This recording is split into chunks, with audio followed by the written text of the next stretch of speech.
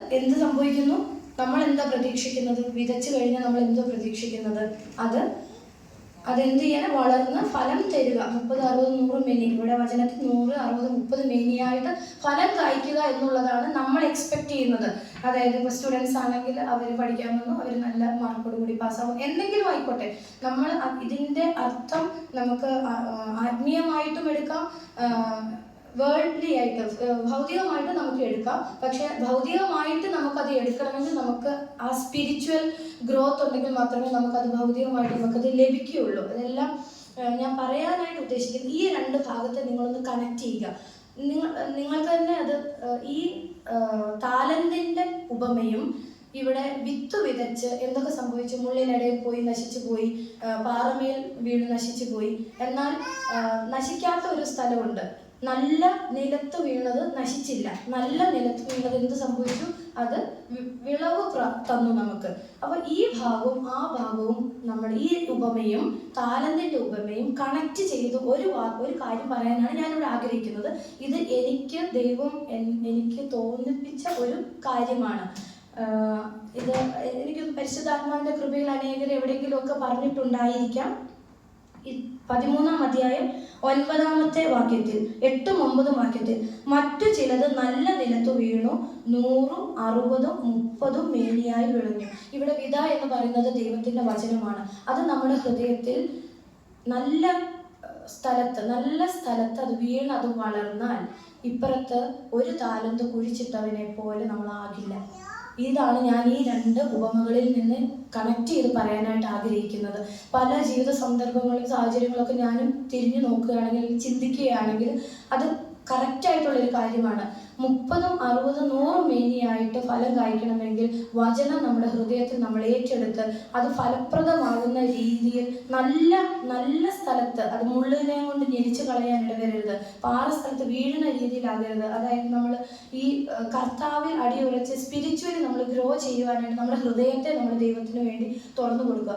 എങ്കിൽ നമ്മൾ 5 താലന്ത് 10 ആക്കിയവനെ പോലെ ആകും. നമ്മൾ 1 താലന്ത് കുഴിച്ചിട്ടവനെ പോലെ ആവത്തില്ല. കാരണം നമ്മൾക്ക് ആ പരിജ്ഞാനം കിട്ടും. ഈ വചനം നമ്മുടെ ഹൃദയത്തിൽ നല്ല വിത്ത് മുളയ്ക്കുന്ന രീതിയിൽ നമ്മൾ നല്ല രീതിയിൽ പാകിയാൽ ഇത് ഒരിക്കലും, ഈ വചനം ഒരിക്കലും നമുക്ക് ദോഷം വരുത്തില്ല. നമുക്ക് പരിജ്ഞാനം തരും.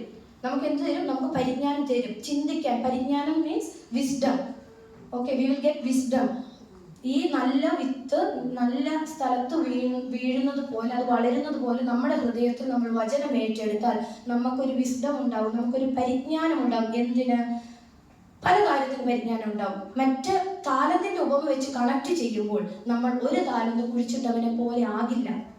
നമുക്ക് ആ പരിജ്ഞാനം, ക്രിസ്തുവിൽ ആ പരിജ്ഞാനം ലഭിച്ചാൽ നമ്മൾ 1 താലന്ത് കുഴിച്ചിട്ടവനെ പോലെ ആവില്ല. നമ്മുടെ സമയം, നമ്മൾ നിൽക്കുന്ന ഏത് സാഹചര്യത്തിലും നമ്മൾക്ക് നമ്മുടെ ടാലന്റ് അത് ക്രിസ്തുവിൽ നമുക്കത് മറ്റുള്ളവരെ എത്തിക്കുവാനായിട്ട് നമുക്ക് സാധിക്കും. നമുക്ക് 5, 10 ആക്കുവാനായിട്ട് സാധിക്കും. അത് ഈ 2 ഉപമകൾ നിങ്ങൾ വീട്ടിൽ ചെന്ന് വായിച്ച് നിങ്ങൾ അതൊന്ന് മനസ്സിലാക്കുക. ആ കണക്ഷൻ, ഞാൻ പറഞ്ഞ കണക്ഷൻ ഇത്രയേ ഉള്ളൂ. നമുക്ക് ക്രിസ്തുവിൻ്റെ വചനം നമ്മുടെ ഹൃദയത്തിൽ നമ്മൾ ആഴമായി ഏറ്റെടുത്താൽ നമ്മൾക്ക് ദൈവത്തിൻ്റെ പരിജ്ഞാന കൃപ, ഓരോ കാര്യങ്ങൾ ചെയ്യുവാൻ കൃപ ലഭിക്കും. ഓരോ കാര്യങ്ങൾ പഠിക്കുന്ന കാര്യമായിക്കോട്ടെ, ഞാൻ ഇന്ന രീതിയിൽ പഠിച്ചാൽ എനിക്ക് ഇത്ര നല്ല രീതിയിൽ പാസ്സാവാനായിട്ട് വിജയിക്കാനായിട്ട് സാധിക്കും. എന്തെങ്കിലും ഈവൻ ഫൈനാൻഷ്യൽ ആയിക്കോട്ടെ, നമുക്ക് നല്ല ഫൈനാൻഷ്യൽ സ്റ്റെബിലിറ്റി ഉണ്ട്. പക്ഷെ അത് എങ്ങനെ ഉപയോഗിക്കണം എന്നുള്ള ഒരു പരിജ്ഞാനം നമുക്ക് ലഭിക്കും. എങ്ങനെ അത് പ്രാവർത്തികമാക്കണം. നമ്മുടെ കയ്യിൽ കുറച്ച് പൈസയുണ്ട്, നല്ല പൈസയുണ്ട്, അത് നമ്മൾ എങ്ങനെ പ്രയോഗിക്കണം, അതിനുള്ള ബുദ്ധി, അതിനുള്ള പരിജ്ഞാനം നമുക്ക് ലഭിക്കും. അതാണ് നമ്മൾ ഈ വചനത്തെ നമ്മൾ ഏറ്റെടുത്ത് ക്രിസ്തുവിൽ നമ്മളായിരുന്നാൽ, വചനം നല്ല നിലത്ത് വീഴുന്ന രീതിയിൽ നമ്മുടെ ഹൃദയത്തെ നമ്മൾ പാകപ്പെടുത്തിയാൽ നമ്മൾ 1 താലന്ത് കുഴിച്ചിട്ടവനെ പോലെ ആകത്തില്ല, 5 താലന്ത് 10 ആക്കി വർദ്ധിച്ചവനെ പോലെ ആവാനായിട്ട് നമുക്ക് സാധിക്കും. ഇത് രണ്ടും എൻ്റെ ഹൃദയത്തിൽ ദൈവം തോന്നിപ്പിച്ച ഒരു കാര്യമാണ്. അത് നിങ്ങളുമായിട്ട് ഷെയർ ചെയ്യാൻ ഞാൻ ആഗ്രഹിച്ചു. എന്നെ കേട്ട എല്ലാവർക്കും നന്ദി. ദൈവത്തിന് മഹത്വം ഉണ്ടായിരിക്കട്ടെ. ഒരു അല്പസമയം നമ്മുടെ ദൈവസന്നിധി നമുക്ക് തലകളെ വണക്കി ആർക്കെങ്കിലും ഒരാൾക്ക് ശബ്ദമുയർത്തി ഒരേ ഒരു വിഷയം, നമ്മുടെ കൂട്ടത്തിൽ കുറച്ച് സ്റ്റുഡൻസ് കടന്നു വന്നിട്ടുണ്ട്. അവർ നമ്മുടെ കൂട്ടത്തിലേക്ക് ആദ്യമായിട്ട് കടന്നു വരുന്നവരുണ്ട്. അവർക്ക് വേണ്ടി യൗവനക്കാർക്ക് വേണ്ടി, യൂത്ത്സിന് വേണ്ടിയിട്ട്, നമ്മുടെ സ്റ്റുഡൻസിന് വേണ്ടിയിട്ട് ഈ RR നഗറിലും അനേക സ്കൂളുകളും അനേക കോളേജുകളൊക്കെ ഉണ്ട്. അവിടെയൊക്കെ ഒരുപാട് കുഞ്ഞുങ്ങൾ പഠിക്കുന്നു, ഒരുപാട് കുഞ്ഞുങ്ങൾ വഴിതെറ്റി പോകുന്നു. അതിനുള്ള സാഹചര്യങ്ങൾ ഒരുപാട് നമുക്ക് ചുറ്റുമുണ്ട്. എന്നാൽ അങ്ങനെയുള്ളവർ യഥാർത്ഥമായി ക്രിസ്തുവിനെ മനസ്സിലാക്കുവാനും അവർ തെറ്റായ രീതിയിൽ ഒരിക്കലും കടന്നു പോകരുത് എന്നുള്ള ആ ഒരു വലിയ മോട്ടീവ് നമ്മുടെ ഓരോരുത്തരും ഉത്തരവാദിത്വം, കടമയാണ് അതെല്ലാം. അതിനായി ആർക്കെങ്കിലും ഒരാൾക്ക് ശബ്ദമുയർത്തി പ്രാർത്ഥിക്കാം.